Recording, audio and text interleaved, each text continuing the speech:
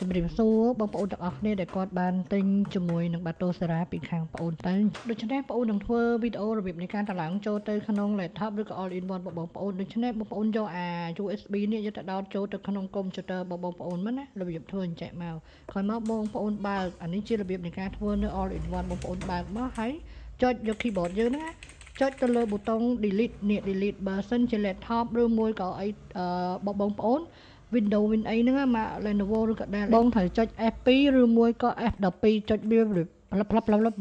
វាចាញ់ណាបងប្អូនណាបើសិនជា all in one យើងចុច delete បែបនេះបើសិនជា laptop នៅប្រើជាមួយ Windows F2 ឬ F12 ឥឡូវខ្ញុំសាកល្បងយក laptop ដែលខ្ញុំមានដែរអញ្ចឹងខ្ញុំចុច F2 សម្រាប់របស់ខ្ញុំ Lenovo ខ្ញុំចុច F2 បើសិនជាបងប្អូនអត់ទេយើងអាចចុច F12 គឺវាចាញ់បែបផ្ទាំងបែបអញ្ចេះវាមានសម្រាប់ឲ្យយើង boot ណាសម្រាប់ឲ្យយើង boot ចូលទៅបាតូសេរ៉ានឹងជាដំបូងបងប្អូនចូល security យកអាឡែង Zero boot នឹងយកដាក់ enable បើវា disable យើងដាក់ enable នឹងក្រោយមកយើងចុចប៊ូតុងយើង enter ក្រោយមកយើងចុចអាស្ដាំនៅលើ keyboard នឹងចូលទៅ boot អញ្ចឹងនេះបងប្អូនមើលអាកន្លែងដែលខ្ញុំបានបង្ហាញហ្នឹងណាយើងយកបើសិនជាធម្មតាវានៅ Windows អញ្ចឹងយើងជ្រើសរើសយកអាបាតូសេរ៉ាអីហ្នឹងនេះមកណា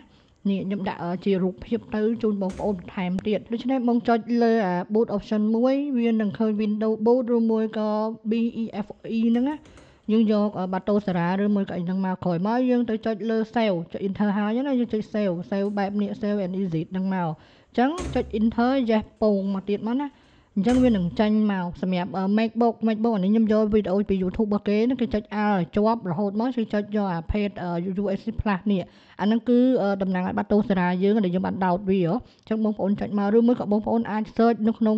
YouTube បន្ថែមរបៀបនៃការ boot លើកុំព្យូទ័របង model មកអីចឹងបើសិនជាបងប្អូនធ្វើទៅតាមវីដេអូខ្ញុំអត់ចេញទេបងប្អូនអាចយកទៅហាង accessory computer ដែលគេមានជំនាញទៅលើការ boot drive Windows ឈូស Windows អីអាហ្នឹងគេអាចធ្វើការ boot បងបន្ថែមទៀតបានអញ្ចឹងក្រោយពីយើងធ្វើការ boot បានសម្រេចមកគឺយើងចូលទៅ set up នៅលើ controller តែ controller វាមានប្រភេទ option វាផ្សេងគ្នាទៀតខ្ញុំយកក្រហមនិងអាខ្មៅ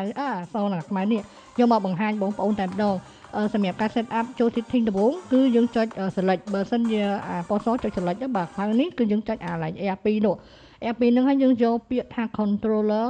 Bluetooth and setting ហើយយើងយក keyboard យើងយកមកចុច enter ព្រោះយើងអត់បាន set up វាអាចចុចចេញនៅលើដៃរបស់យើងឯងអញ្ចឹងយើងចុច enter មកចុច A នេះវាតម្រូវឲ្យចុច A នៅលើ controller យើងចុច hold A ចុចឲ្យជាប់មកវានឹងចេញកន្លែងដើម្បីឲ្យយើងធ្វើការ set up ដៃឯងអញ្ចឹងវាមានឲ្យយើងចុច A B ឬមួយក៏ X Y ហ្នឹងមើលទៅតាមសញ្ញាដែលវាបានគូសគងឲ្យយើងចុចទៅតាមវាអញ្ចឹងណា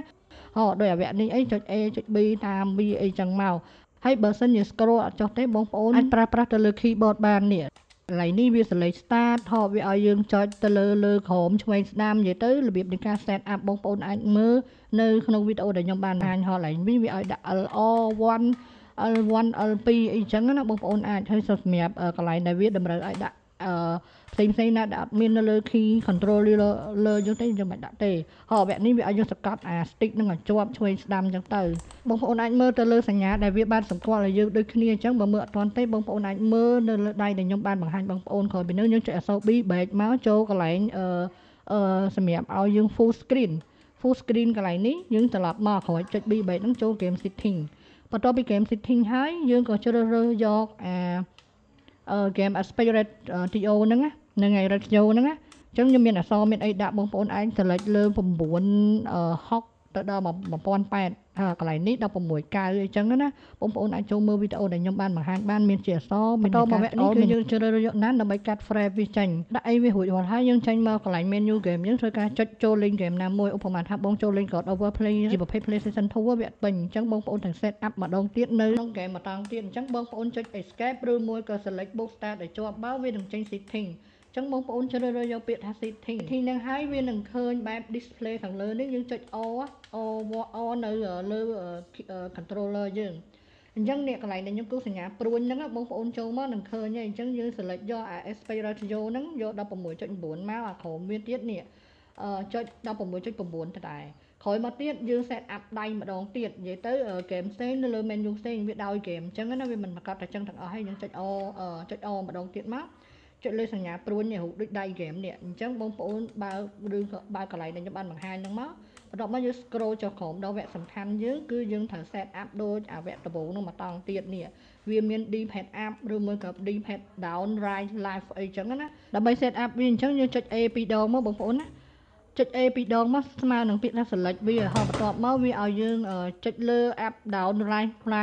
អីចឹងណាបងជួយស្ដាំលើក្រោមតាម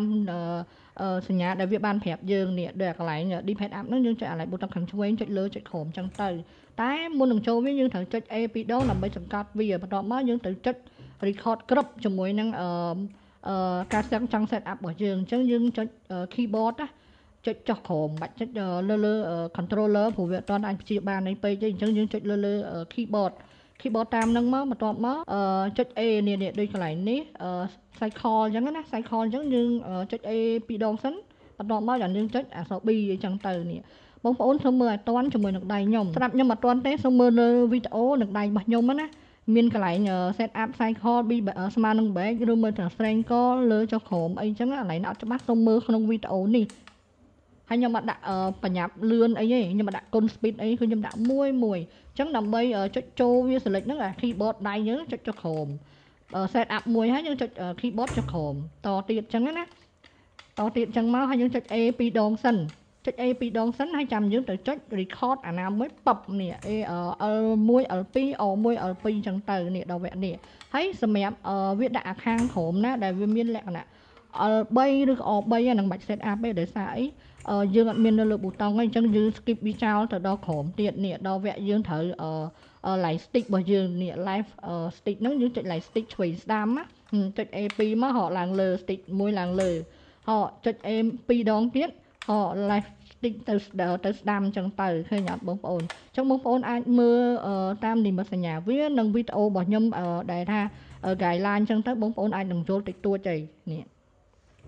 អានឹងវាប្រៀបដូចជាការលេងនៅលើ PC វាត្រូវតម្រូវឲ្យ set up ទៅលើ PC ផងជួនកាលហ្គេមខ្លះវាទាមទារឲ្យយើង set up នៅលើ game ផងបើអត់ set up ទេយើងអាចបញ្ជាវាទៅឆ្វេងទៅស្ដាំបានទេអានឹងអញ្ចឹងណាបងប្អូនអញ្ចឹងយើងត្រូវការ set up ម្ដងហើយម្ដងទៀតវារឿងសាំញ៉ាំបន្តិចប៉ុន្តែយើងដើម្បីធ្វើឲ្យវាលេងកាន់តែស្រួលអញ្ចឹងណាវាមើលទៅថាដូចជាអញ៉ៃហើយយើងពិបាកតិចតែអត់ទេបងប្អូនតែដំបូងតែ2 3 4ដងឡើងទៅបងប្អូនស្ទាត់ជាមួយនឹងការប្រើដំណើរការនៃបាតូសេរ៉ាហ្នឹងឯងបងប្អូនណានេះដល់វគ្គនេះអត់មានអីយើងមិនចាំបាច់ធ្វើវាយើង skip វាចាក់ចេញហ្មងយើងដាក់តែអ្វីដែរដែលយើងត្រូវប្រើលើ controller តោះយើងចុច B យើងចុច resume ចូលមកលេងវិញឃើញមិនអត់ពេញទេណាចុះហើយដល់វគ្គនេះគឺវាទាមទារឲ្យយើងមានសកម្មភាពនៅលើដៃចុច A ចុច B មកហ្នឹងហើយវាចាញ់ហើយបងប្អូននេះ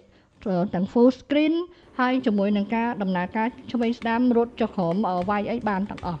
បើសិនបើយើងអត់បាន set up នៅក្នុងនឹងម្ដងទៀតទេគឺវាអាចធ្វើឲ្យបានទេហើយដល់ចូលដល់វាយើងត្រូវ save game ទុកលេងយើងចង់ឈប់ហើយយើងចង់ save ទុកយើងចុច select ជាមួយនឹង A ឲ្យជាប់មកវានឹងចេញ setting ដូចមិញអញ្ចឹងយើង save state បើសិនជាយើងចូលមកលេងវិញយើងចុច A select ហ្នឹងចូល load state ហើយចាក់ចេញដូចគ្នាចាក់ចេញយើងចុច close អីអញ្ចឹងណាបងប្អូននេះចូលដល់វគ្គនេះខ្ញុំសូមបង្ហាញថា B ស្មើនឹង back A ស្មើ select X ស្មើនឹង search ឬមួយក៏ស្វែងរក game ឥឡូវឧទាហរណ៍ថាខ្ញុំ search ឈ្មោះ game King Fighter មួយឃើញថាវាមាន file ច្រើនហ្នឹងគឺដើម្បីឲ្យ file នីមួយៗហ្នឹងវា support ជាមួយនឹង computer យើងហោចូលមកដល់វគ្គហ្នឹងវា load ពាក្យថា insert con យើងចុច select មួយ start មួយដើម្បីចុចដាក់កាក់ចូល play សម្រាប់ដៃទី2ដូចគ្នាចុចដាក់កាក់ឬអីមកណាសម្រាប់ដៃទី1គឺភ្លើងពណ៌បៃតងដៃទី2គឺភ្លើងក្រហមបែបនេះហ៎បងប្អូនអញ្ចឹងយើងអាចដាក់កាក់ទៅលេងម្ដងបាន2នាក់អញ្ចឹងហើយចូលមកដល់វគ្គដើម្បី save ឬមួយក៏ដើម្បីចាក់ចេញគឺអត់ខុសពីខ្ញុំយើងចុច A ជាប់ចុច select ជាមួយនឹង A ជាប់មកវាមាន save state មាន load state អីចឹងទៅមានបងប្អូនចុច close វាទៅវាបន្តបន្ទាប់ intro ចូលមក sample វា2ឧបមាថាបងចូល game ផ្សេងៗទៅវាអត់ពេញអេក្រង់ទៀតអីចូលប្រភេទ game នេះអញ្ចឹងបងប្អូនចុចដើម្បី full screen ហ្នឹងយើងចុច A select នឹងទៀតយើងចុច like B ហើយចុចអក្សរ B នេះយើងនឹងឃើញ setting ហ្នឹងយើងចុចចូល setting ហ្នឹងមកយើងយកវីដេអូនេះបែបអញ្ចឹងយើងក៏ចូលទៅ scaling ចេះហើយយើងឃើញកន្លែងខាងលើគេហ្នឹងយើងចុច off វាដោយសារតែវាបើកហ្នឹងធ្វើឲ្យវាមាន full screen ណាគ្រាន់តែចុចតែប៉ុណ្្នឹងមកគឺវាចេញពេញហើយសម្រាប់ដៃទី1ទី2ដាក់កាក់អីមិញហ្នឹងគឺបានប្រាប់អីតោះពេលដែលយើងចង់ឈប់លេងយើងចង់បិទបើសិនអត់អាចដកភ្លើងផ្លឹបអីណាគឺបងប្អូនចុចទៅលើ setting like start មិញហ្នឹងណាហើយយើងយកពាក្យ quick ចុច fast and shut down អញ្ចឹងប៉ុណ្ណឹងគឺចប់ដូច្នេះរបៀបនៃការតឡើងដល់ទីបញ្ចប់ហើយសូមអធិស្ឋានចំពោះការបង្ហាញអត់អស់កន្លែងណាមួយដោយសារតែបងប្អូនអត់ទៅមានជំនាញក្នុងការប្រើប្រាស់ជាមួយនឹងកុំព្យូទ័រតែបើហ្គេមគឺអូខេអញ្ចឹងមានចង្អុលអាចឆាតសួរបងប្អូនផ្ទាល់